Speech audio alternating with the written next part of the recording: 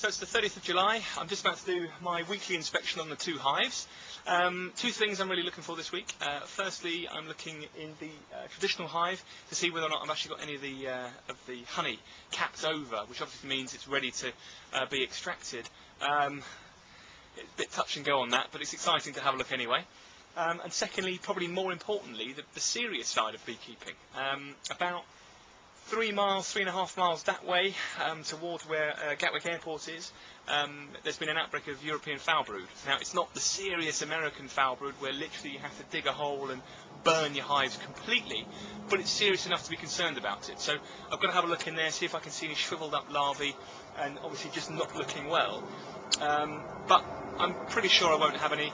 I've got, pretty new bees on new frames, new foundation, brand new hives. There's probably no likelihood of any disease transfer, so I should be all right. But obviously, as a good beekeeper should, I've got to keep a lookout for it. Got to make sure the bee inspectors are aware of it. So fingers crossed. Obviously, it won't happen, but we'll see.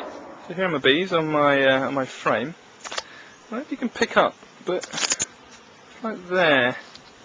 I don't think there's anything to worry about. It's just interesting to see how they're capping over the honey. Seem to be more distinct.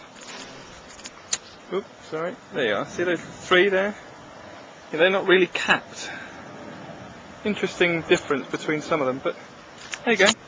No sign of European foul brood. That's good. It's the moment of truth. Are there any capped bits of honey? I know normally this one is the one where I'm likely to see some honey action on. Let's have a look. Not at the moment. No, nothing. And no, nothing. That is a shame. So no capped honey for me on that one. I'll have a look at the next one. Again, I'm kind of doubtful really. Let's have a look. No, it's a lot lighter. No capped honey, so not looking good. Anyway, oh well. Alright, so a little bit of feedback from that inspection. Christ, they were both pretty active today. My omelette hive was actually was as passive as normal until I went into into what I call the feisty hive, and then I just carried on going as I would normally, and it was as feisty as normal. But then suddenly enough, they both started to really react, and the entrance to the hive was almost like it was swarming. Thousands of bees just moving and moving. Amazing experience to see the noise and the volume of it. But what was interesting this week, and it must be a sign of the times, because everywhere I read it's saying it's all getting a bit autumnal, but there were wasps everywhere, and in both hives, kind of as I was taking the frame out, they'd zip in, because obviously what I'd done last week was put wasp guards on the omelette. There's a specific wasp guard you can use, and I closed the entrance on the traditional hive to a much smaller amount, so they could start to defend themselves a little bit easier, because I have seen wasps flying around.